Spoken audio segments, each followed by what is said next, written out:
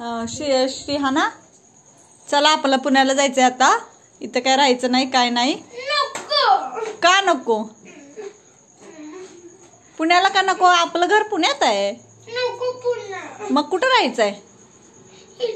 इथं काय आहे?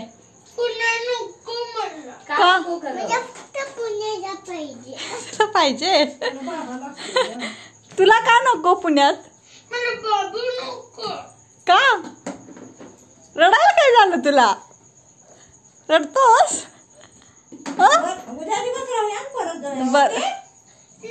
बर राहूया आपण इथंच राहूया. ठीक आहे इथंच राहूया. ठीक आहे ओके.